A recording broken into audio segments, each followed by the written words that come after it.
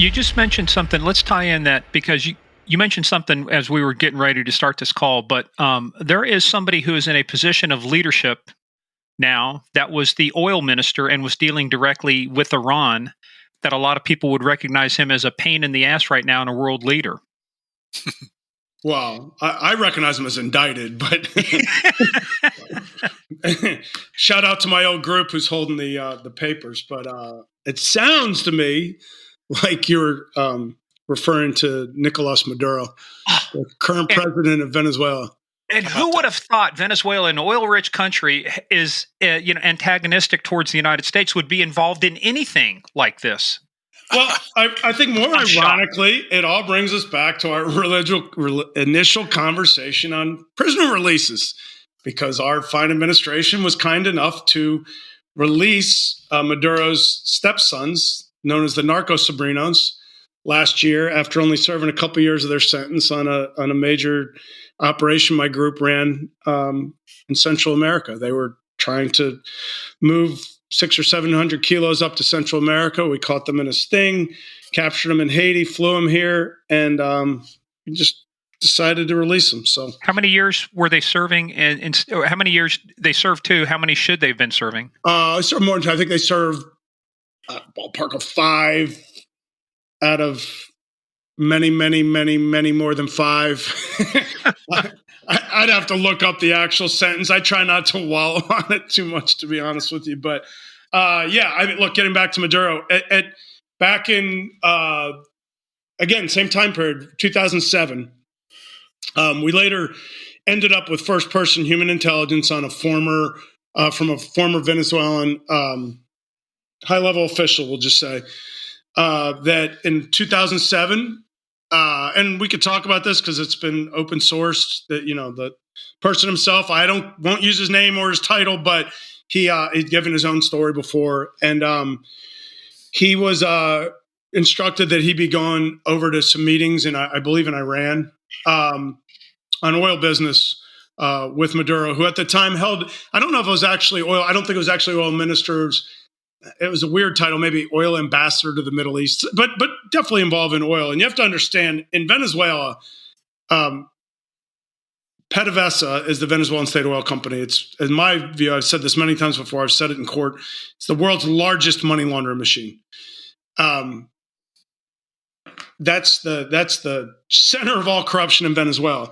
And so we mentioned Tarek El-Assami before. Tarek was vice president of Venezuela. You would think if he never made it to president, you would think that's the highest position he ever held. Well, no, because he was at one point until last year, until he got sideways with his own regime down there, he was head of PDVSA, president of PDVSA, which is probably the most powerful position one can hold in Venezuela, certainly the most lucrative to line your own pockets.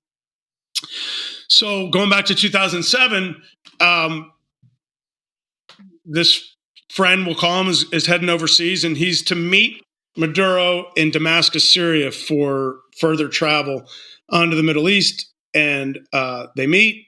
The friend gets to Damascus. He gets picked up by a couple of uniformed military folks who give him an escort to a hotel, and he gets brought into a meeting a few minutes too early, meaning he wasn't supposed to be part of this meeting. And he witnessed someone whom he described as looking like Hassan Nasrallah, who's the spiritual leader of Hezbollah. It almost certainly couldn't have been him. But this person meeting with Nicolas Maduro and offering to teach Hezbollah's brand of resistance to Venezuela, offering to help them set up militias to fight the infidels, to fight their common enemy, the United States. In hindsight, Jack Kelly and Jack is the DEA agent who ran Cassandra, probably one of the foremost experts, at least at that time, on Hezbollah. I mean, he knows everything. At the time, he knew who all the major players were. We're pretty certain that the person that Maduro was meeting with was Imad Mughniya. Imad Mughniya was Hezbollah's head of military operations for years. He's actually the person responsible for the bombing of the Marine Corps barracks and the U.S. Embassy in Beirut. In the early 80s. 243. Yeah. And so let's leave that meeting for a minute. We brought him up, Morgan, just so this doesn't get kicked to the side. Prior to 9/11, Hezbollah killed more American citizens than any terrorist organization in the world. So if any passion comes across in my voice as we talk about this, free pass given to Iran and to Hezbollah, nuclear deals, all this stuff, what I would ask is, since 1979, the Iran hostage crisis, how is the behavior different?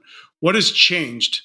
And God bless all the families, the U.S. families that can claim loved ones all the way back. When I served in the United States Navy, I had a senior chief that worked with, for me would be the wrong term. I was 22 years old, had no idea what I was doing. He took care of me. So I would say we worked together, which is probably why he was good to me, because I never said he worked for me.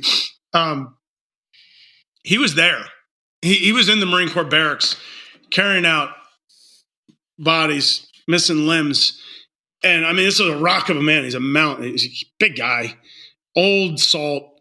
And he choked up and he started to cry and walked out of the room telling me the story one day. We had gotten fairly close, and he tried to relate it to me. And even so, this would have been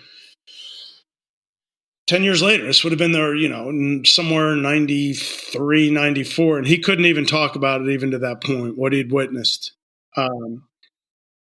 So when we talk about him, I think that gets lost in the wash. 9/11 and Al-Qaeda, and then ISIS seem to take a lot away. And I don't know that even what's going on with Hamas, front page news, and then people will see Israel trading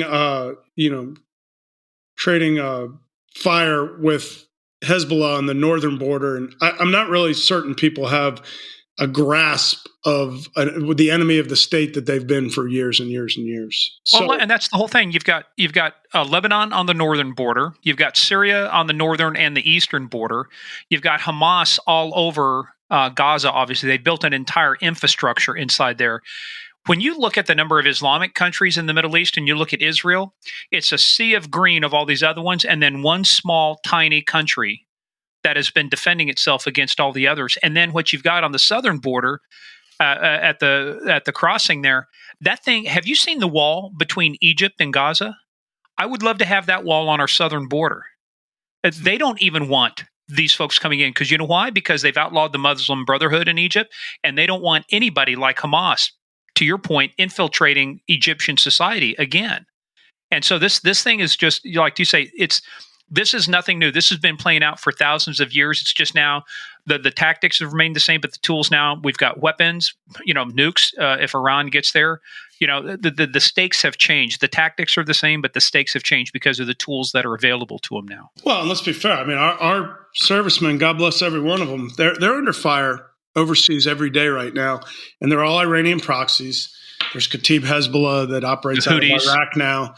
The Houthis that are, another supported by the IRGC, Hamas. It's real life stuff. So fortunately, we gave Iran a few $1 billion back a few months ago, because they're really positive folks that we can probably have a future relationship with. But $6 billion. I think it was $6 billion we gave them, and in addition to all the other money they've received. Yeah, what could you do with $6 billion in terms of supporting Hamas and Hezbollah? Yeah, I don't know how many times you have to touch the hot stove till you realize it gets burnt. But again, I'll just stick with my statement. I'd like to know what's changed since our folks were taken hostage in '79. I don't see a lot of difference in behavior, but I was a freshman in college in 1979. Watching the revolution unfold on TV, and many of my suite mates on the floor I was at were Baha'i. They were the Baha'i faith in Iran. They lost everything. Arsalan Bayat, trying to think of some of the other guys, but I remember of these guys, the calls for them, they were agony. Their parents lost their factories, they lost their businesses. Nothing has changed since 1979. It's still the supreme leader. You look at the role of the IRGC, the Quds Force, some of the other folks, the Basij, I think is what they call it. Their job is to protect the revolution. It's to continue to perpetuate this. That's why Trump took out Soleimani. He was the head of the Quds Force at that time, but he landed in Iraq to do what? Continue doing what Iran did, which was kill Americans, use these things called explosively formed penetrators, which they were propagating all over the place, far deadlier, I think, than IEDs. They've done nothing but export. The only thing they've exported that's been successful for them has been terrorism since 1979. And anybody with common sense that will just take the time to do the research, and just nothing has changed. I mean, you guys are absolutely correct. Well, and what's changed? We tried a nuclear deal in 2016, and we're doing prisoner swaps and we're giving money back. But what's changed? And all of a sudden, our troops are under fire all over the world, and commerce is being, shut down in that part of the world. So I just really like to know,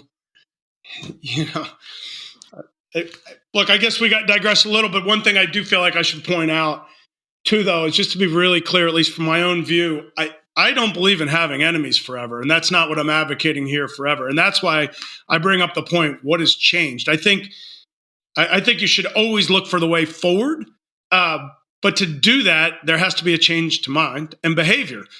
It is possible for someone to stop being your enemy. I mean, there was a time when Japan was our enemy. I was about to say Japan, Germany, Italy, the axis of the axis powers, the axis of evil. Now Italy's a NATO member, Germany's a NATO member. We've got tremendous relationships with Japan. To your point, they can change, but you know what had to change was the leadership, the philosophy, and they had to realize, hey, we got to be a part of this world. And I'll tell you what helped, though. The Marshall Plan helped a lot, especially for Japan. For Germany after World War II. Well, in Japan, well, I guess they all did. They had to demilitarize for a while. But the point is, we shouldn't say never, and I certainly am not advocating that in any way, shape, or form. For me personally, I would demand a change in behavior. Stop targeting, kidnapping, and killing American citizens. That'd be a really great place to start. And so I guess we digress. But so I'll bring it back for you this time, Morgan. Going back to our regularly scheduled podcast with Zach. But you know what, Zach, this is important stuff, and I'll tell you why.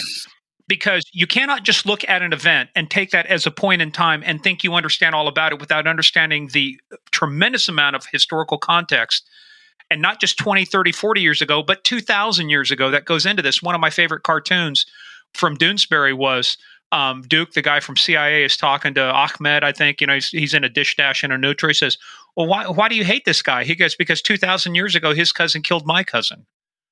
It's been going on. What was his name? What was his name? I don't know. He's just my cousin. Just my cousin.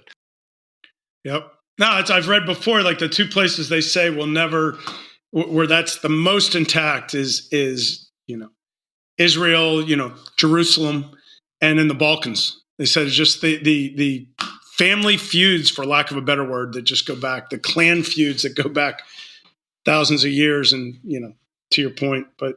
So Merce living proof the Hatfield and McCoys can bury the hatchet, literally and figuratively. Absolutely. That's it. So, all right. So we're back in Damascus, 2007. This meeting's held. Maduro's being offered by a person we think was Imad Mughniyeh. If not, it was certainly a high-ranking military-type Hezbollah figure. It all adds up to being Mughniyeh, especially be able to preach and offer that.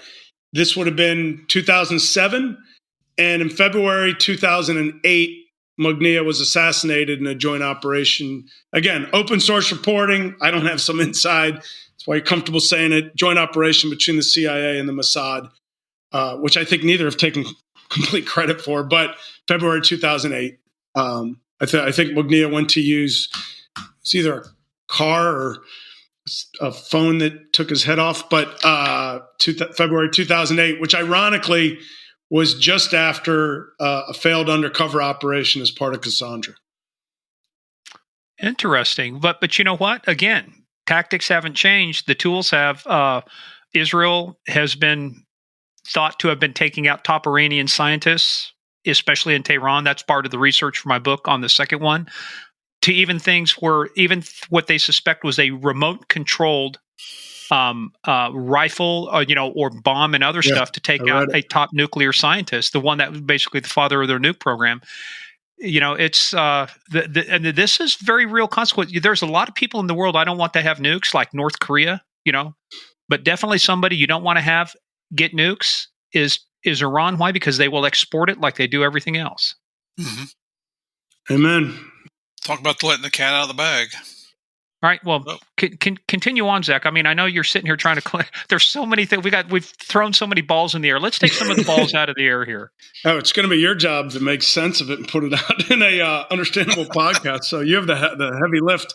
Yeah. So that was kind of a side story, but going back to Titan, ultimately, what happens is this young Lebanese agent who I described is given a very small task. He's green.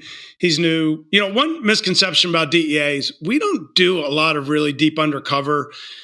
There probably was a time back in the day. Well, there was a time back in the day. We certainly did much deeper long-term undercovers, but especially in the international arena, we don't do much of that. In our groups, the BIU, we had a stable of testifying informants. Just unbelievable. I mean, if Murph, when Murph was a big boy in DEA, if he'd come to me and said, "Hey, need some help? We got a group and they need an undercover that speaks Arabic," like, okie doke, I got 3. Kind of describe them, which one would be better. Like, really? Like, yeah, well, we need a guy that speaks Chinese to go with them. Like, no problem. Got one. We just had somebody for everything. But the beauty of these guys is the reason we didn't like to use undercovers, we might give them a very small role, hopefully something you'd love an agent undercover because they're such strong testifiers and very credible. But you can't cover them, especially in the international arena. So if you're running an operation and bad guy, let's say you get up to the big guy, man, you got a cartel head, but they're really good at what they do, right? They're like, yeah, we're gonna hold the meeting on a yacht out in international waters. The op's dead. They're never going to let the undercover go out there because you can't cover them. That's the whole deal. Is what one thing, losing agents along the way. God bless them. Like you're not going to allow for a deal that's not on your terms, not on your turf, that you can't control, and mostly that you can't cover the safety and security of the undercover. If you use an informant, I mean, we'd sprinkle a little holy water on them and say, "Brother, I hope I see you on the other side. Let me know how it goes. Make sure the recording comes out." And they'd be wired up and anything goes, much more. So young agent, and he's given a very small role. I mentioned that the walk-in informant. The walk-in informant is in the middle of everything. These guys are using him. He's helping to coordinate things going on in Central America. And the agent's only role is going to be, I think he's the driver for a day. And the operative, the Hezbollah affiliated trafficker that controls that Central American area, takes him around, and next thing you know, they love Rick. He's going to be the guy. Like, we're done with the other guy. You're going to be the guy moving forward. And he's given a much bigger role, and they want him to basically take over Central American operations. I think at one point they even had someone. They wanted him marrying into this. They had a bride set up. You talk about taking one for the team. It's unbelievable. What's behind that veil? Yeah, oh my God. Crazy. And listen, this is someone you should get on. I could help try to arrange that, Murph. I don't want to tell the guys. Rick from Group 10, right? Yeah, and I know who you're talking about. Yeah, there's so much of a story. Growing up in Lebanon, his dad had to save him from the militias. At a young age, he's being recruited to fight. And it's just unbelievable story. But, one of my buddies used to have a saying, "Not my story to tell." So let him tell his own story. He's the best. But I'll just say that he ends up in the middle of this long-standing undercover. That's when we start seizing monies left and right, and we're climbing all the way up. And we get a meeting blessed all the way up. He's supposed to have an undercover meeting in Jordan, and we believe it was getting really close to Mognia. And the night before the meeting, it's all blessed. Everything's good. We would always have to coordinate with all the interagency. And to be clear, we were fighting with folks a lot at this point. People viewed DEA and especially Special Ops as playing in their sandbox. A lot of folks weren't initially bought into this idea. We actually uncovered what in Arabic translated means the business affairs component of Hezbollah. They actually had a group set up that was closely related to their dark ops that was set up just to make money, to conduct the drug business and the black market oil business. And people didn't believe us at first. Eventually, it became everybody else's baby. But in the beginning, we were just these dum-dums, didn't know what we were talking about. The DEA thinks Hezbollah is involved in drug trafficking. They're wrong. And folks just thought we were trying to push our way into the terrorism game. Hey, Zach, was the name of it? The press release has something here. It's called the Lebanese Hizballah's External Security Organization Business Affairs. Yeah. Yep. And what we would just commonly refer to as the business affairs component. BAC. Yeah. And that group had agents, so the Hezbollah, and I mean reporting straight to Iran. And they were tasked with all of these nefarious activities that we're talking about. And so we started to find ourselves in a lot of interagency battles. And I've spoken about this before, and to be clear, I don't like to go out and badmouth. I'll tell funny stories.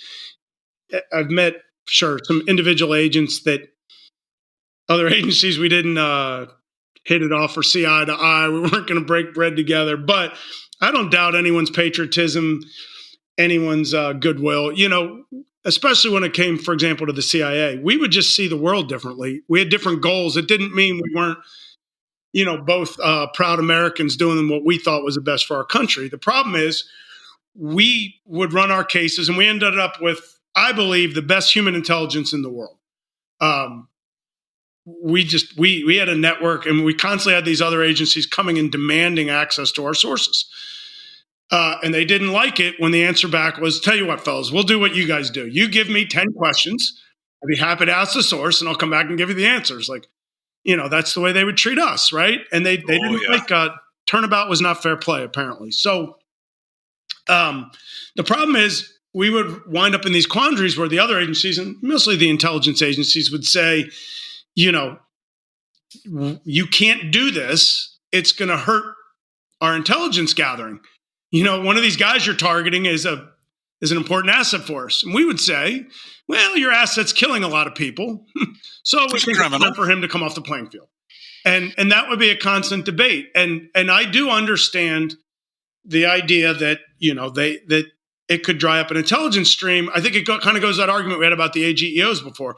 When is an operating? When is enough? What's the goal here? Is the ultimate that's my point. Informants are like buses. There's always another one coming around. You might dry up something here, but you can develop something later. But I agree with you though, is that when you're taking out Americans, I agree. It's time to thin the herd. It's time to remove you from the playing field. There ought to be some red lines that say, look, letting a certain amount of drugs go back in the day before fentanyl was around, or letting money go, that's one thing. But allowing an asset to be involved in the taking of American lives, for me, that's like a red line. That's like, no. Well, then you have double agents. Is someone really being straight? Are they just feeding you intel for the money they're making? I mean, we've gone through, we had to worry about that all the time. I feel like a lot of times you get a hell of a lot better, more honest answers when somebody's in custody facing 20 years. I mean, we've talked about this before. The thing these guys fear more than anything in the world is being incarcerated for the rest of their lives in the United States, and or being OFAC'd, being sanctioned by the Treasury Department and having all the fruits of their illicit labors for years being taken away, because then they did it for nothing. Hey, that's a line out of Narcos. What is that, Murph? What was the saying? They'd rather have they prefer a tomb in Colombia to a cell in America? Absolutely. Yeah. Absolutely. Amen. So, the night before this big undercover is going to happen, it gets shut down by our friends and other agencies. And again, this was very, very shortly before Mugnia was taken out. So, but you said it got shut down.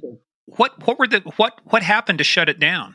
Well, to be clear, the undercover was based on, there was a ship, a drug shipment that had been coordinated that I believe was sitting in the port in Jordan.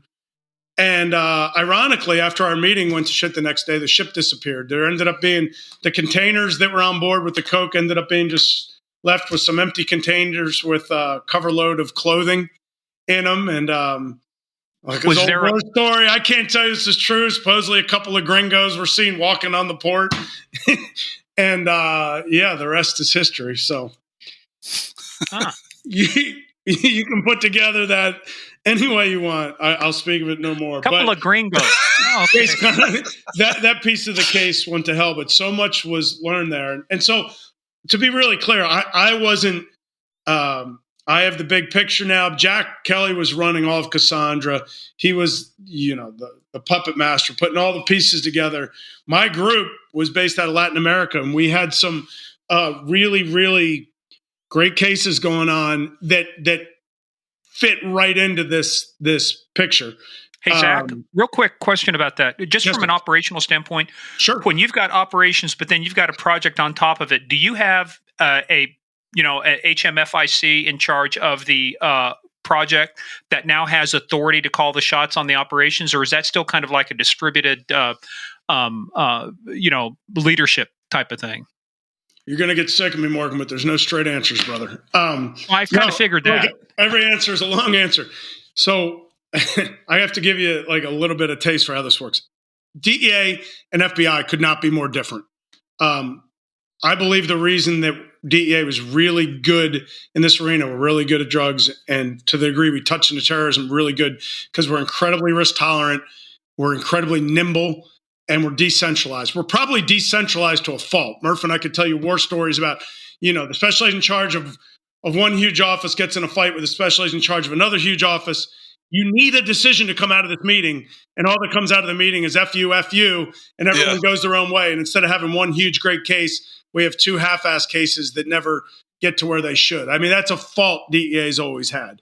Yep. The flip side is the FBI can't make a decision without it going through their headquarters, and it makes them, I believe, very,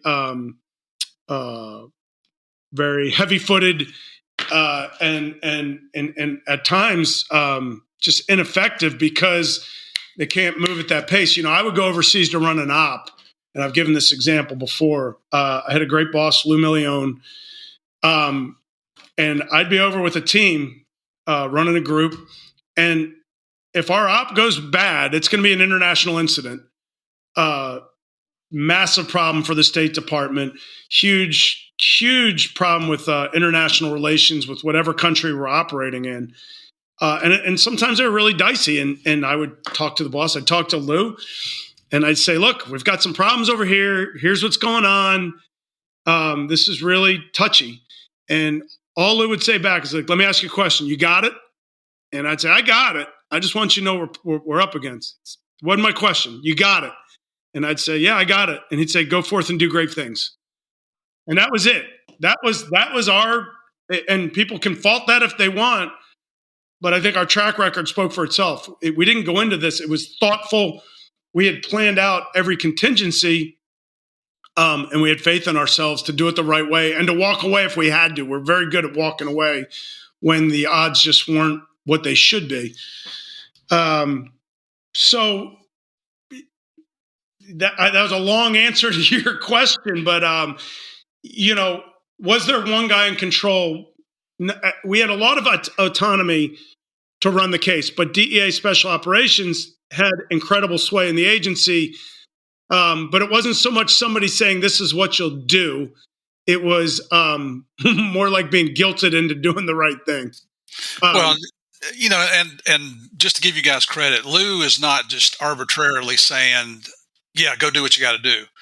This is based on past experience where he's developed just complete trust, complete 100% trust in you guys because you've continually done the right thing, and he knows he can trust you.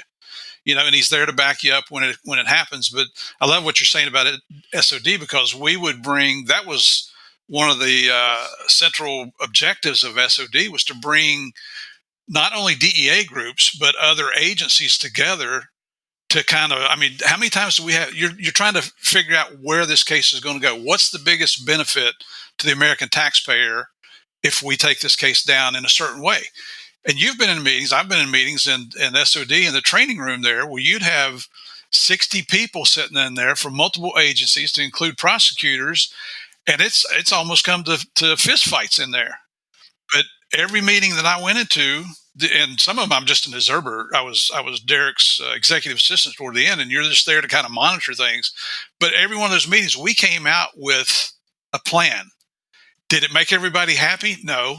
Did it make sense? Yes. Some people lost control of their cases. Maybe it was taken out of their judicial district, taken to the Southern District of New York. You couldn't fault the SDNY because they would kick ass and take names while the others would sit back and hem-haw and, well, I don't know if we got enough. Well, how many prosecutors have you ever met that said you have enough evidence? They always want more. It doesn't matter. That's it. So I wanted to give a shout out to you and to SOD there because you're not giving yourself credit. Well, look, it's appreciated. When I took over my group, there was actually a lot of animosity within DEA towards SOD. Because we got more money. Let's be fair. We got GWAT. Once we started really kicking ass, we got, it's called GWAT, Global War on Terrorism. We got GWAT money when we started getting in this terrorism game, which came from the military. Well, why? Our guys, so we had, in our BIU, we ultimately started with one group, 959. We created a second group that ended up more focused on terrorism. Before you knew it, we just went regional. We all did every type of charge. So instead of calling one group one and one group the other, we just went regional. I ran a Latin American group. We had an African group addressing a lot of issues that were starting to happen on the continent there. We had a Europe group, and we had an Asia group, which was largely just focused on Afghanistan, originally really on the Taliban. And so after 9/11, our guys, again, people didn't want to hear the convergence of drugs and terror. Really, the Taliban is what started really flushing that out. They were hosting Osama bin Laden. They became the enemy when we, invaded Afghanistan, and they controlled all the poppy fields. And so they controlled the heroin trade. And what started happening is you had these groups in the military that were working IED networks. And they were starting to see that the same phones, the same selectors that were involved in these IED networks, DEA was putting the numbers in because they were the numbers we were targeting in the heroin trafficking. Well, next thing you know, our guys that were running Afghanistan, their sources were so good, they were helping to stop IED attacks. Yet people didn't think we had a place in the sandbox, right? You're going to see, I think Dave Asher spoke to it in the article. Dave's a terror finance expert. He helped run the money laundering, targeting, and special ops in Cassandra. Phenomenal guy. And same thing, he had been involved in, now we're talking about in Iraq, and you had these Shia, and when you think Shia, you can think IRGC and Hezbollah, Shia militia networks, not so different from Kataib Hezbollah today that are dropping, shooting missiles at our troops over in Iraq.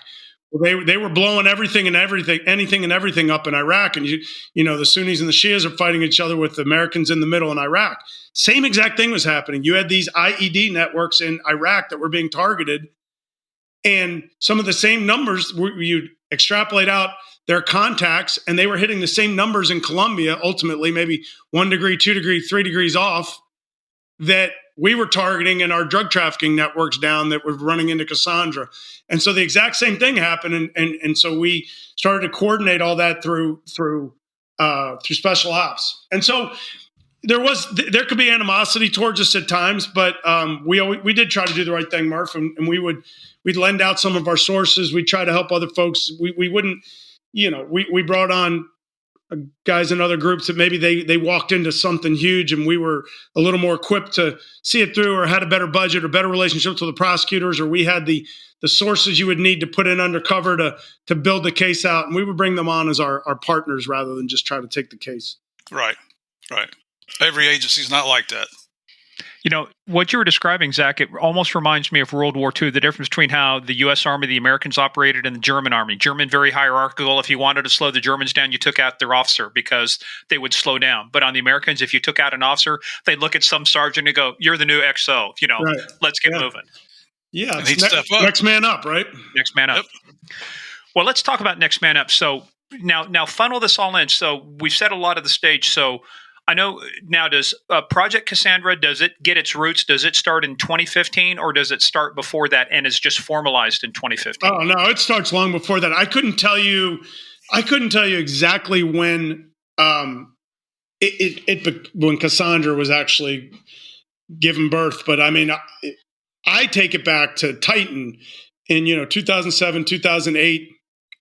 It's when you really start to see this, and then I did it. So I was in the BIU as a case maker up until 2010. I promoted, and then I did a more typical SOD job. I was a staff coordinator, doing what we're talking about, running the intel. Derek Maltz and his brilliance, most of the guys from the BIU, when they went up, they went into the SINTOC to the Terrorism Center. And Derek thought elsewise. His view was there was so much going on in Latin America that wasn't being coordinated in the Terrorism Center that he sent me to the Colombian desk. And next thing you know, I was partnered up with all the guys in the SINTOC, and I was bringing in all the intel that was coming out of Colombia that was Lebanese Hizballah related and wasn't, and especially in Venezuela, and wasn't fitting right in. So ultimately, I ended up taking on a group in 13. I went back to the BIU, but as a supervisor's time running the Latin America group. And it was really kicking up then. And my group had some really good cases. We had some unbelievable high-level Colombian cooperators who, think like cartel head types that had, kind of knew their day had come and were able to work out a deal where they would help us out before they had to formally turn themselves in and do as much good as they could. And there's a guy, his name we still won't use, but call him the Ghost. And he, in the article written, they call him the Ghost. I think his name might have come out, but he ended up being a top level, what Jack gave the name super facilitators. So super facilitators is a name we gave to these Hezbollah operators that they were kind of the grease that made the engine run, right? They're the guys.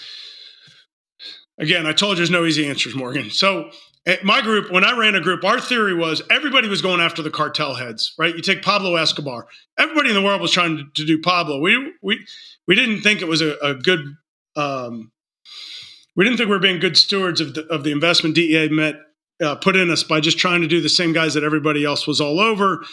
Because look, at the end of the day, a cartel is the most misused word in the world. A cartel is just a group of investors. You share the profits and you share the losses. And what they're really there for is the losses. So no one person's taking a $10 million, $20 million hit. What we'll now refer to as a super facilitator, I just called them the logisticians. You have these guys that are so critical to the trade, to black market trade of any kind, because they know the politicians that have to be paid off. They have the connections to the transporters. They have pilots on their speed dial. They have ship captains. They have access to boats. They have the paramilitaries in any place aren't going to take their head off because they've got them on the payroll. They know how to make nice with everyone. So you take Venezuela, for example. There's a region called Apure. It's on the Colombian border. Even though it's Venezuela, the FARC's 10th Front would control it. It's where all the drug flights were leaving.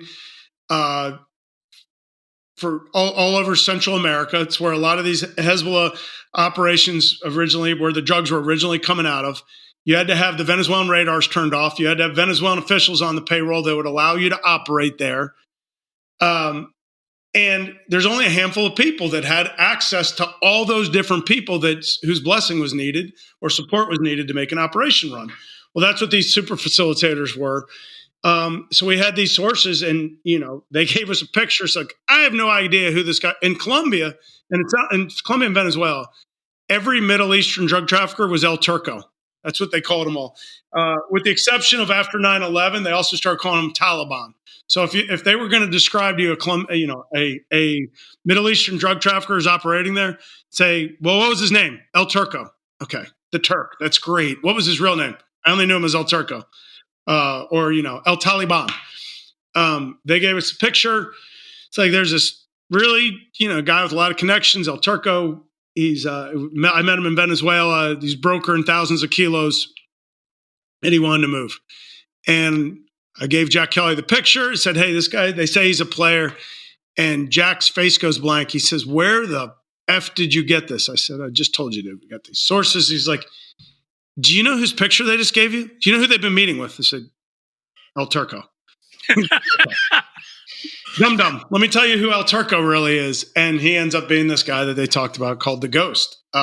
He had traveled frequently. And so we realized that we were already, in this one case in particular, we were, pretty high up the totem pole in the hierarchy. And we were able to ultimately, get charges, and we're chased them all over the world, trying to get them. We got really close in the Balkans once. I was over there with the team and had an unbelievable undercover op our counterparts from one of the Balkan countries were just phenomenal. They gave us an undercover. We showed off like it was like an old Soviet World War II like weapons bunker. As you know, they were looking for weapons as what we could give, and so the boss was supposed to come in, and at the last second he didn't show up. You know what this reminds me of? What's Reminds me that? of remember the old show To Tell the Truth? Yeah. Will the real El Turco please stand up? Yeah. You got in my head, will the real Slim Shady please stand up? Will the real Slim Shady please stand up? Please stand up. Yeah. No doubt. And about the same time this is going on, another one of our groups just ran an unbelievable undercover that culminated in the Czech Republic on a guy named Ali Fayed. Ali Fayed was a very prominent Hezbollah arms trafficker, based out of the Ukraine. Reason to believe he was protected all the way up at the top ranks in Moscow. And very similar to the Victor Boot case, some of the other stings we ran, he agreed to provide the undercovers weapons. He knew they were going to be used to kill Americans. We were able to arrest him in the Czech Republic. Long extradition battle. It was argued in the article on Cassandra that there wasn't a lot of support given by the Obama administration to get him here. I can't really speak to that. I could just tell you well over a year-long extradition battle. Late in the game, Hezbollah took some hostages in Lebanon that they used to broker for Ali's release. So he never made it here. There's a lot of wives' tales about that. There is a theory out there that I adhere to that it was a very friendly hostage taking. There's even an article I stumbled on about some of the defense attorneys working for some of these folks might have been involved, where they go over there and like, oh no, I've been taken hostage. What am I going to do? And, that they got treated very well. And as soon as Ali was released, they were given a nice payment and sent on their way. But it is right out of the playbook where, for them to take hostages, that they were supposedly some Czech citizens taken hostage to so trade. Where have we seen that play out over and over again? China, Russia, all of our other, Hamas and Israel right now, right? How many hostages are still being held by Hamas? So, it's one of those things. It's one of those tactics that continues to pay dividends for the people who do it. Yeah, it's good business. It's like I always, I've said before, when the Victor Boot trade was made, it's just my fear, and I think it's proven true. Certainly, I know the family of the young Wall Street Journal reporter would feel that way. He was kidnapped 6 months after that in Moscow, and it's very good business to have an American in your back pocket, and I think we're really seeing that play out over and over again. So we had the Ali case, and a lot of these cases we really. So our groups in the BIU, we were case specific. Jack was running this big picture. There was a lot of people pushing for a RICO indictment against Hezbollah. I spoke directly to the guys in Southern District. I think there's some confusion over that. The BIU did I believe the first ever international RICO against the Norte Valle cartel in Colombia in the early 2000s. It's just an unwieldy way to do an international case. It is a very strong statement. And the strong statement is you're making that whole group a criminal organization. So I'll point out that the thinking behind doing a RICO and the thinking behind attacking them as an organization was a blueprint that I think was created with the FARC. There was a massive, forget how many persons, indictment against the entire FARC hierarchy in the early 2000s. And it affected some of the cases I was doing in a somewhat negative way. I lost a little control of the cases, and I'll be the first to say I was wrong. I initially didn't see the logic of it. I just wanted to run my cases, and my way of doing business was you did case, you built up cooperators, you kept working up the chain. The amazing thing about the FARC, and what I didn't see coming, I was like, a lot of these guys are going to get killed in the battlefield. You're never going to see them here. What's the point? It's an academic exercise.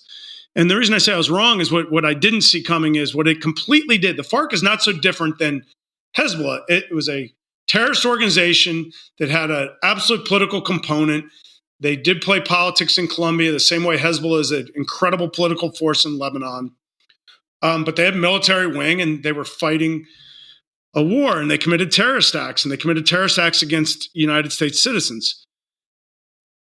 When the entire organization was essentially indicted, it criminalized them. And there's a really weird counterintuitive thing that goes on. When a group's committing terrorist acts, when they have a cause, when they're on behalf of God or some political movement, I feel like they're given a little bit more of a break. We don't have to agree with them, but people think, well, at least they're guided by some principle. When you criminalize them, and when you say they're nothing more than dirty drug traffickers, they lose all credence. They lose a lot of support. They lose a lot of following. And the political movement or anything, any way that they try to legitimize themselves seems to go to the wayside. And that's 100% what happened to the FARC. They lost their teeth. They weren't taken seriously anymore. They were just looked at as dirty drug traffickers. And I feel like that's was a worthy goal with Hezbollah. I think that's what we're on the way to doing, saying these guys are no more than a mafia. Like, stop giving them, there's an idea in the U.S. government, you can read it in the Cassandra article, or, there was some of our higher ranking authorities were saying, like, they've become this massive political force and we need to legitimize them and try to weed out the bad actors. Oh. And where I would say their track record's clear, they still need to pay for Beirut and the Marine Corps barracks and all those lives lost. We need to completely criminalize them and take away any sense of legitimacy that anyone might try to grant them. And that's what I think the goal was. And what we started to see happen, we were so effective in getting to these high levels, we were really making a lot of folks uncomfortable. I'm not a huge conspiracy theorist. I do think there's a lot of ironies. There's a lot of things that go very hand in hand with President Obama's nuclear deal. I won't sit here and tell you that anybody shut us down. I will tell you unequivocally that there are policy decisions that at the very least continue to pursue some of these cases unfruitful for the prosecuting authorities. So for practical means, we were shut down. I have heard some pretty credible stories of meetings that folks were in, though, where it was made clear that there was a lot of higher government officials that were uncomfortable with our cases, that there was a lot of discussion on what will be Hezbollah's reaction to our continued targeting of them. How will that make them feel? Right. Well, will it further endanger U.S. citizens? Will they take more hostages? My problem with that theory is you're giving someone a free pass. You're saying they're bad enough that they're allowed to do whatever they want because we're scared of them. And the United States can't afford to act like that with any criminous, terrorist, bad actor in the world. We need the message to be out that we don't care how bad you think you are not above the law, and you will be taken off the playing field. Are you familiar with the story of what Russia did when, I think it was Hezbollah, kidnapped a couple of Russians? You can actually find this. You can go to the Al Gore's amazing internet. Apparently, back in the days of the KGB, they said, "Okay, comrade, you want to do that?" They went and got the families of all these high-ranking people and just started whacking some of them. You'd be surprised how fast hostages get released when the things that matter most to the higher ups start getting whacked. And KGB was whacking some people. And crazy. That effectively ended kidnapping of Russian citizens by probably Hizballah, or something similar like that. But I say that to say this too. Hey, so do you think that what they did there, because I pulled up because I wanted to just be factually correct, because when I was down on Plan Colombia, FARC was a big issue at that time. But in 2016, the FARC formally signed an agreement, where they dissolved, disarmed. Number one, do you believe that's true? Because number two, in 2021, what they did, and I've got this press release here from the State Department, they removed the terror designations of the FARC as being a foreign terrorist organization and also as a specially designated global terrorist. Do you think the strategy back then resulted in this, or do you think what I just described to you now is bullshit, that FARC is still active in a terrorist organization? Man, I don't know how many times I have to warn you. There's no easy answers, brother. there's what happened after the FARC, or as that happened, they were actually splintering, and they broke up into what's called bandas criminales, criminal bands, which were just incredibly heavily armed trafficking groups. And so it almost goes like to that argument about the Mexican cartels. Like, no, now they're just an informal terrorist group that acts like a terrorist group, right?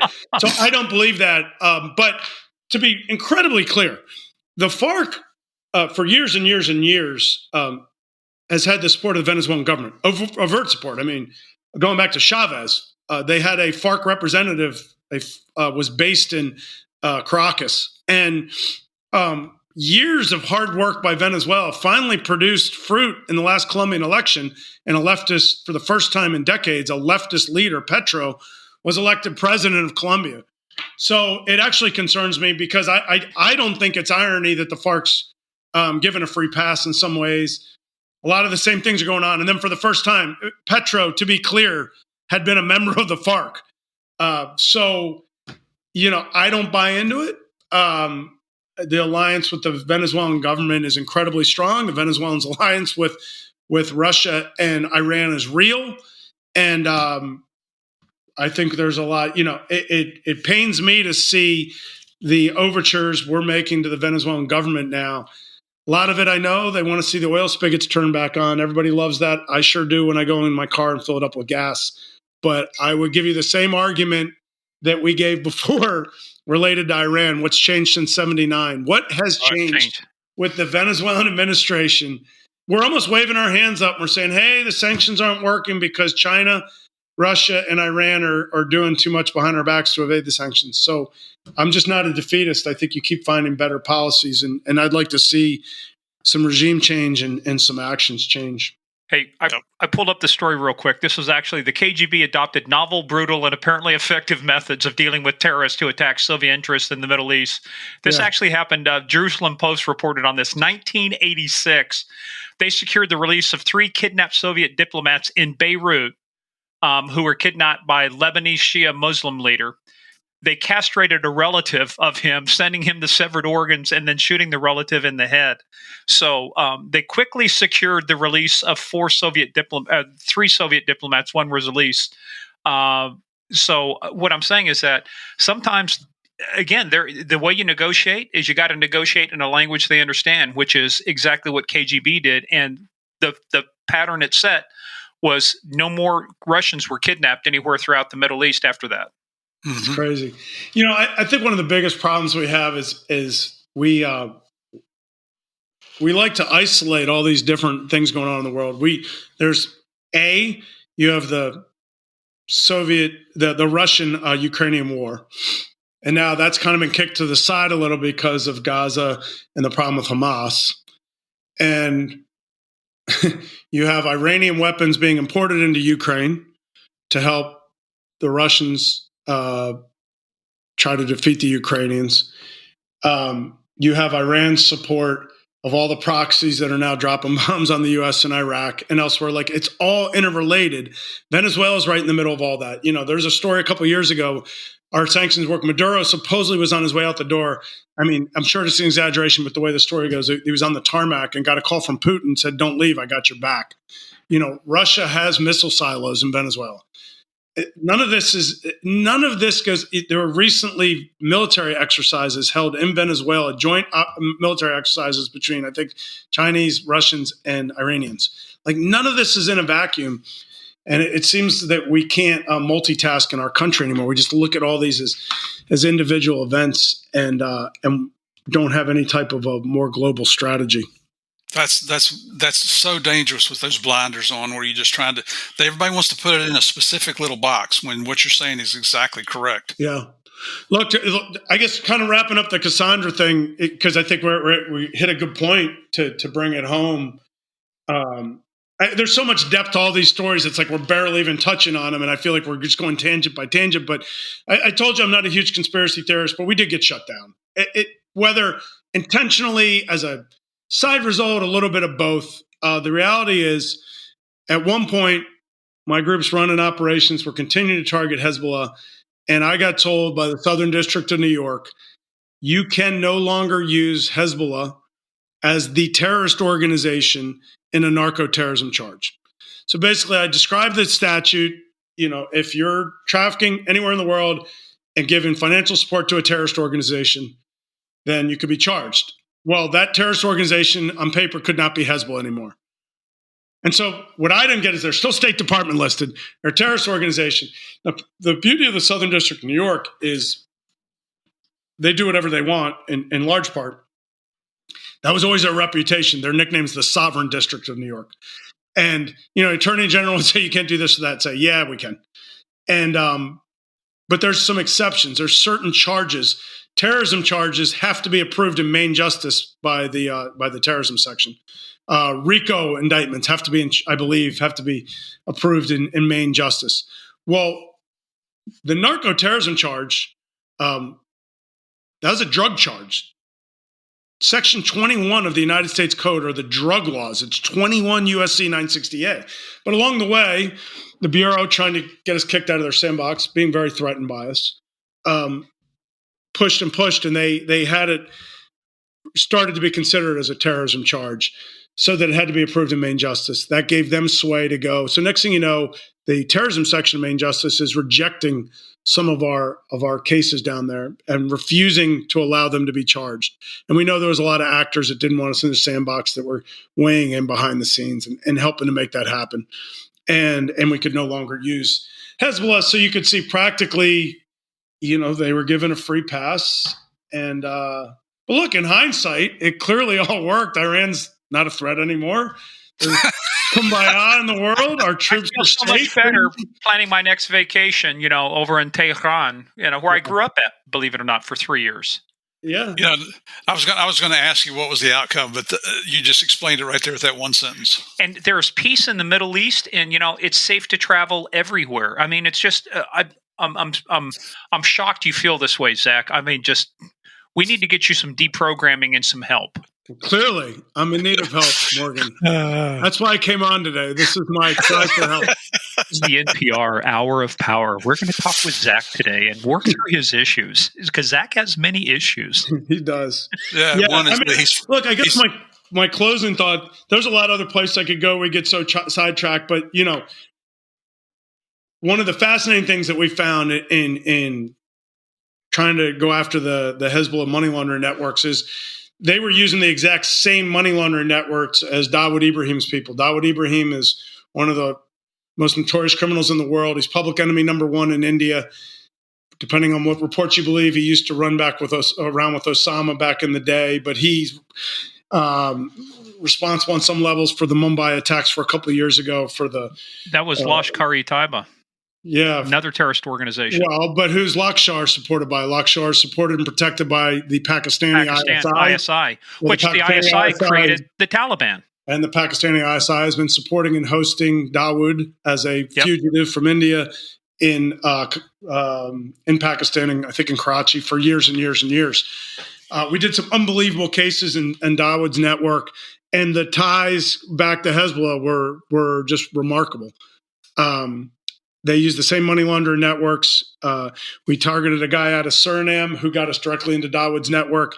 He's Pakistani bloodline. His brother-in-law in Holland was pinched with $300,000 euros in a DEA-run Hezbollah money laundering operation. Had 300,000 euros taken off him. Ali Fayed was working with an arms company in Kurdistan. And when my group arrested Dawood's nephew in a sting in Barcelona, he had a business card for this very same weapons operation out of Kurdistan that I think he was going to use to support our undercover op. That part of the world is very incestuous. His name is Sohail Kaskar, Dawood's nephew. His partner in that deal turned out to be a Russian asset who was going back and trying to record our undercovers and report back to Mother Russia. So, none of this stuff's in a vacuum. When you get to a certain level of criminality, it's all interrelated. It's 6 degrees of separation from Kevin Bacon. And that's why I do think we have to treat them as criminal networks, because that's what they are. Well, at that level, it's more like 2 degrees of separation, right? Everybody knows somebody who knows the next, who knows. I mean, we're all technically now. They did research because of social media and the way people are connected. We're now 3.47 degrees of separation.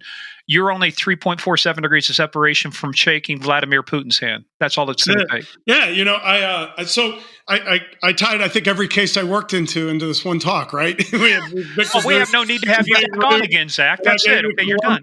And so at one point, I would try to map this out, like Russell Crowe in A Beautiful Mind, right? And I try to point out, like, everybody's interconnected. And I went and I'm working with phenomenal prosecutor Ed Kim, one of the best prosecutors I ever worked with. I love the guy, Southern District of New York. And he throws his hands up in the air and he goes, well, Zach, if you had it your way, we would just have one big massive global conspiracy we would charge, in-rate cocaine trafficking. And I laughed and I looked at him and I said, Ed, my brother, you're finally starting to get it. Hallelujah. Where's the problem? Hey, final test, though, before we go. Murph, you got to repeat back all the names Zach mentioned. Oh, you kidding? I can't even pronounce Zach's last name. No, now I get to take charge for a second. That is not the test. The test is my mother, God rest her soul, was an amazing teacher. And the bonus question in grade school for every student she taught was spell Zachariasiewicz. Z-A-C-H. That's good. Z-A-C-H. So, Murph, it's just like I would say when I'd get on the stand, they'd ask me to say my whole name. I'd say it's Zachariasiewicz, but I'd turn to the judge and I'd say, please, Your Honor, feel free to just use Zach. And they'd say, thank you. And the defense attorney would go to question me and he'd say, Mr. Zach. And I'd say, I prefer if you use my whole name. It's Zachariasiewicz. Oh, stirring that pot, brother. Stirring that pot. The guy that used to work for me a long time ago, a few years ago, he would come in. His name was Shahryar Begi. And he was Persian. And so we figured, through the process of stuff, and there used to be stuff that came out of In-Q-Tel. It was classified at the time, but it was language derivation. But you could plug a name into it and would give you the full name. So Shahryar Begi is actually Golan Reza Khan Mohammed Begi. So we tried to fit that onto an ID tag. He said, just call me Baba. We started calling him Bob. So you're Zach, he's Bob. This has been fantastic, Zach. I know we're being a pain in the butt to you. Can't thank you enough for just. I didn't know anything about this case. I've done some research on it before you came on today, and it's just so eye-opening. And for our listeners there, just Google Project Cassandra and read some of the articles that are out there on this thing. It's just eye-opening. It shows you how bad politics can be when it comes to trying to protect Americans, regardless of what party you support. It goes on both parties. Well, here's my selfish plug. I've got a pilot being written right now. We're going to ask you about that. Yep.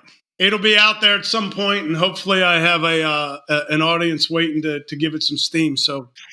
Well, God brother, bless when you the guys time for comes, what you do. Thanks for having me on. They're going to have to simplify the names for Netflix or something, pal, because it's going to be like, what was that name again? How much easier do you get than El Turco and Taliban? That's it. 2 characters. That's it. Hey, in Colombia, it's Flacco and Gordo. It's so easy to kind of follow those people. But when the time comes, we will promote your show as strongly as we possibly can. Hey, well, I know it. You can't bury the lead like that. You say you're developing. How far down the road are you on developing the pilot? Where are we at with it? No, we're working with some folks. We have literally the pilot's being written right now, and then at that point, you need a little luck, but I think it's going to be great. We've put a team together, and hopefully we're working on in 6 months from now, we're working on really putting it together and getting it written. Here's the way you sell it. It's like to Netflix. You go, it's like Narcos, but for the Middle East. No, literally, we call it Narcos with a terrorism slant. I mean, see here, Murph. Here's my tribute to you, brother. I mean, maybe for what I did, I liked it more than most. There's nothing better. Narcos, the first 2 seasons, and I like the Mexico too, but the first 2 seasons, especially, were just phenomenal. And I've had a lot of people tell me that. I think there's still a huge appetite for that stuff if you can really do it right. And I think part of what intrigues people is that it's real. Nothing better than a real story. And I still think fact is, more interesting than fiction. I'll leave the last funny story because it's from Murph himself. Murph taught me the ropes in this media business and was incredibly incredibly good to me, a little bit of a mentor on that front. And so me and my partner meeting with him one day, and my partner Sonu, awesome guy, and he says, loves Murph. And he says, Murph, tell me, man, how does this stuff really work? Like, how true to life is it? Murph says, I don't know if you remember this, Murph. He says, well, Sonu, I won't do your accent, brother, but he says that Sonu, Sonu, the first 33% is real to life, exactly 100% how it happened. And the next 33%, I mean, it's basically true. They sex it up a little bit for Hollywood, but it's basically what really happened, just with a little bit of freedom to tell the story. And then he doesn't say anything else, and we're kind of just sitting there. And Sony says, "All right, well, what about the last third?" And Murph says, "Oh, that's all bullshit." Hey, and just for the record, I don't have an accent. I don't know what the hell you're talking about. Speaking of bullshit, we're rewatching Narcos right now, so we're into season 2, getting ready to go to episode 3. And if you want to talk about some bullshit that's there, it's like Murph never got kidnapped. Connie never went back to and I felt so bad for you because Connie took the kid and went back to the United States, and you got in trouble and you beat the shit out of a couple guys in the airport. Well, the one Murph always told us, what was the cat's name? Fluffy? Fluffy died of old age. He didn't. Puff. Right? Yep. Right, brother? Puff died of old age. It wasn't left on your doorstep. That's right. Great writers in Hollywood. Amen. Hey, but one thing that is true is that Javier was basically nailing everything that moved, right? Well, you know what? I got to take up for the guy. He was not dating communists, informants, or hookers, but every other woman in Colombia was fair game. Murph, what did I say earlier, brother? Not my story to tell. I might have been a witness to some of this. Confirm or deny, Senator. So, but to give Javier a shout out, I mean, one of his girlfriends was a former Miss Columbia. They were just, he was a single man and he just had girlfriends. That's all. I had this awesome agent, Kyle Brandon, work for me. More funny sayings than anyone I ever met. He's from Alabama, good old boy. And every saying, when anything was maybe not done exactly like you're supposed to do it, it would all start like this. Well, boss, I was sitting in my hotel room reading my Bible. And lo and behold, the informant just shows up with $100,000. Every memo starts when you fucked up. It says, "Dear Colonel, nobody was more surprised than me." Exactly. Hey, this has been great having you back, Zach. Thank you so much. Yeah, man. I appreciate it. Like I started off, it's just like talking to two old friends. So thanks for having me. And hopefully I see you here both face to face real soon. Dude, you keep saying that. We just need to go over and hit delirium tremens over in Leesburg. Knock back a couple. Done. I'll text you later today, brother. And Murph, whenever you're going to be up here or vice versa, I need to see your face, my man. Sounds good, but you got to search him first because he's only going to have ginger ale, which means he's the snitch. He's wearing the wire. So, well, somebody's got to drive your drunk ass. I was about to say that's called a designated driver, man. Glasses half full, brother. Okay, I'm on board. Well, first of all, this is us saluting you again. Great work. Good luck on the pilot. You got to get us some cameo roles in there. We need to be shooting an episode of the pilot with you on the podcast. But we'll work that out later. Our fee is reasonable. Done. Okay. You guys don't go anywhere. Everybody else, stay tuned for the debrief.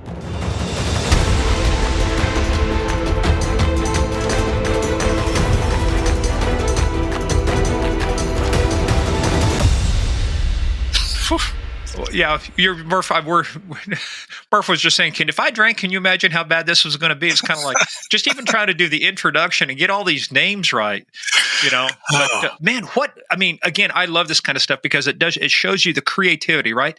Because DEA doesn't have the same number of special agents that FBI has. Right. It's a numbers game, right?